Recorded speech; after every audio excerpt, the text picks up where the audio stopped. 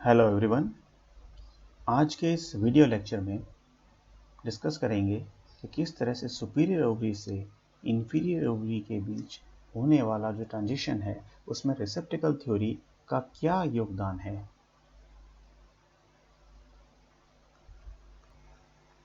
इस थ्योरी का सबसे इम्पोर्टेंट पार्ट है कि इस थ्योरी को एक्सियल थ्योरी भी कहते हैं और एक्सियल थ्योरी में जो एक्सिस पार्ट है वो इंफीरियर ओवरी बनाने में सबसे रोल प्ले करता है। लेकिन इससे पहले वाले वीडियो के अंदर हमने डिस्कस किया था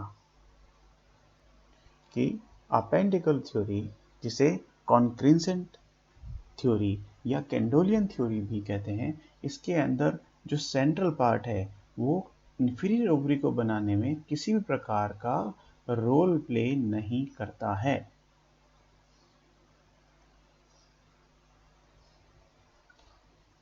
यहाँ पे आप ये देख सकते हैं सारा डायग्राम। इस थ्योरी में हमने डिस्कस किया था कि सेपल, पेटल और स्टेमन आदि जो अपेंडिसेस होते हैं फ्लावर के, वो इंफीरियर ओवरी को बनाने में रोल प्ले करते हैं। चलिए आज हम बात करते हैं एक्सियल थ्योरी या जिसको रिसेप्टिकल थ्योरी भी कहते हैं उसके बारे में। इस थ्योरी के अंदर जो ओवरी वॉल है वो रिसेप्टिकल कप के साथ में फ्यूज हो जाती है, इसलिए इसको रिसेप्टिकल थ्योरी कहते हैं। ध्यान रखिए, वापस मैं रिपीट कर रहा हूँ, इसको रिसेप्टिकल थ्योरी इसलिए कहते हैं क्योंकि इसमें ओवरी वॉल रिसेप्टिकल कप के साथ फ्यूज हो जाती है। ठीक है, और इसको एक्सियल थ्योरी भी कहते हैं क्योंकि इसमें एक्सियल पार्ट है वो इंफीरियर ओवरी के फॉर्मेशन में और साथ साथ उसके इवोल्यूशन में की रोल निभाता है। इसके बाद हम डिस्कस करेंगे कौन कौन से साइंटिस्ट हैं जिन्होंने इस थ्योरी को सपोर्ट किया। तो आप देख सकते हैं यहाँ पे स्लाइड में स्लाइडन, मैग्नस, पेयर, आइक्लर और स्मिथ आदि वैज्ञानिकों ने इस थ्योरी को सपोर्ट किया, जिसमें आप ये देख सकते हैं स्लाइडन है जिन्होंने सेल थ्योरी दी थी। ये जर्मन बॉटनिस्ट थे। अब हम डिस्कस करते हैं किन किन फैमिलीज के अंदर इन थ्योरी की स्टडी की गई। देखिए प्लांट फैमिलीज रोजेसी, सेंटेलेसी, कैक्टेसी और कैलाइकेंथेसी फैमिली में इन एक्सियल थ्योरी की स्टडी की गई। अब सबसे इंपॉर्टेंट जो क्वेश्चन आता है कि क्या कारण है कि फैमिलीज के अंदर इस तरह की जो थ्योरीज हैं वो दी गई, इसका फॉसिल जो रिकॉर्ड है वो क्यों नहीं देखा गया। ये आप देख सकते हैं कि जितने भी हार्ड जो प्लांट्स होते हैं जिनमें स्टेम हार्ड होता है उनके अंदर, और जो एनिमल्स हैं जिनके अंदर काफ़ी जो एक्सोस्केलेटन है वो हार्ड होता है, पाया जाता है एक्सोस्केलेटन, उनके अंदर ये विभिन्न प्रकार की थ्योरीज काफ़ी सक्सेसफुल होती है, उनमें किसी प्रकार कन्फ्लिक्ट नहीं होता। लेकिन फ्लोर एवोल्यूशन के अंदर उसमें भी इस तरह के कन्फ्लिक्ट होते रहते हैं, लगातार काफ़ी डिस्कशन होता है। और मुख्य रूप से फ्लोर इवोल्यूशन में, कार्पल इवोल्यूशन में बात करें तो 4 थ्योरीज आती हैं, जबकि अलग अलग जितने भी फॉसिल्स बनते हैं उनमें इस तरह की थ्योरीज नहीं आती, 1 या 2 थ्योरी ही उनमें सफिशिएंट रहती है। इस पिक्चर में आप देख सकते हैं करोड़ों साल पुराने ये जो प्लांट्स हैं, ये प्लांट्स हमें फॉसिल रिकॉर्ड के अंदर पाए गए हैं। ये जो आर्कियोप्टेरिक्स देख रहे हैं ये सबसे इम्पोर्टेंट फॉसिल है जिन्होंने ये बताया था कि ये बर्ड्स और रेप्टाइल की बीच की कड़ी थे। इस तरह का हमारे पास में जो कहते हैं कि कार्बन इवोल्यूशन में एक भी फ्लावर ऐसा नहीं मिला जो कि फॉसिल रिकॉर्ड में पाया जाता हो।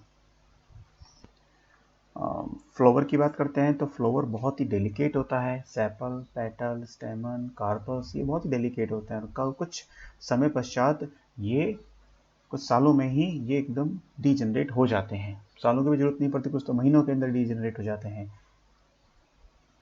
कुछ प्लांट हैं जिनके अंदर जो स्टेम्स हैं या जिनके अंदर लीफ है वो हार्ड होती हैं, जैसे स्टेम के अंदर जाइलम है जिनके अंदर लिग्निन की मात्रा ज़्यादा पाई जाती है। स्टेमन्स में इस तरह लिग्निन नहीं पाया जाता, ना ही कार्पल में पाया जाता है, न ही सेपल और पेटल में लिग्निन पाया जाता है। इसलिए जहाँ जहाँ पे भी लिग्निन की मात्रा ज़्यादा होती है जिन प्लांट्स में, उन प्लांट का डिपोजिशन जो है वो फॉसिल रिकॉर्ड मिल जाते हैं। जिनकी लीव्स के अंदर क्यूटिकल पाई जाती है, क्यूटिकल मोटी होती है, उन्हीं के फॉसिल रिकॉर्ड हमें प्राप्त हुए हैं। ये साले करोड़ों साल पुराने हैं। अब हम बात करते हैं एक्सियल थ्योरी के बारे में। ये जो आप पिक्चर देख रहे हैं, ये विभिन्न प्रकार के प्लांट फैमिलीज के लॉन्गिट्यूडनल सेक्शन है, कार्पल सेक्शन कटिंग के। तो आप इसमें देख सकते हैं ए नंबर डायग्राम पर अगर आप ध्यान देंगे तो यहाँ से आप देखते हैं ये वेस्कुलर बंडल सप्लाई है, वो ऊपर जा रही है और वेस्कुलर बंडल सप्लाई वापस नीचे आ रही है, ध्यान दीजिए। लेकिन यहाँ पे आप देख रहे हैं ये वेस्कुलर बंडल सप्लाई, नीचे से भी वेस्कुलर बंडल सप्लाई आ रही है। इसको ये देखिए, ये कार्पल को वेस्कुलर बंडल सप्लाई हुई, यानी कि जो फूड है, न्यूट्रिशन है, विभिन्न प्रकार के वाटर है, वो इसको सप्लाई हो रहे हैं। तो एक वेस्कुलर बंडल सप्लाई यहाँ से जा रही है, वापस नीचे आ रही है। दूसरी तरफ वेस्कुलर बंडल सप्लाई नीचे से भी डायरेक्ट मिल रही है, यानी कि ये जो है वो प्रिमिटिव पार्ट है, प्रिमिटिव फ्लावर है।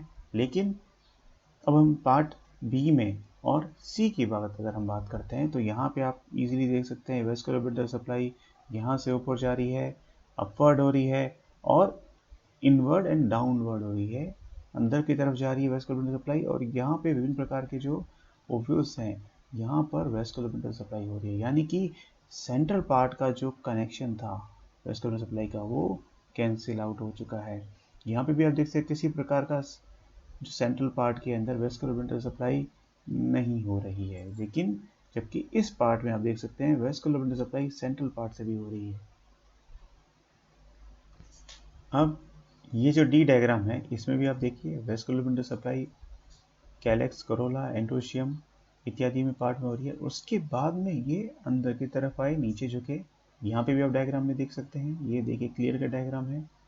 ऊपर गए, अंदर की तरफ आए, नीचे बढ़े और सारे कार्पस को वेस्कुलर बंडल सप्लाई हो रही है। तो ये है किस तरह से आपकी इस थ्योरी में देखा जाए तो central part vascular bundle supply कर रहा है, लेकिन यहाँ पे सेंट्रल पार्ट ने वेस्कुलर बंडल सप्लाई कम करना कर दिया और एकदम बंद कर दिया। और यहाँ पर ओवरी वाल है, वो रिसेप्टिकल कप के साथ में फ्यूज हो रहा है। यहाँ पे किसी प्रकार का फ्यूजन नहीं था, देखिए ओवरी वाल है और रिसेप्टिकल कप नीचे है, किसी प्रकार का फ्यूजन नहीं है, लेकिन यहाँ पे फ्यूज हो गया। तो एक्सेस पार्ट है वो रिसेप्टिकल कप के साथ फ्यूज हो रहा है। देन अब हम नेक्स्ट कार्पल इवोल्यूशन के थर्ड पार्ट के बारे में हम डिस्कस करेंगे। इस सेकंड पार्ट में अगर आपको कोई दिक्कत है तो आप नीचे कमेंट बॉक्स के अंदर लिख सकते हैं। धन्यवाद।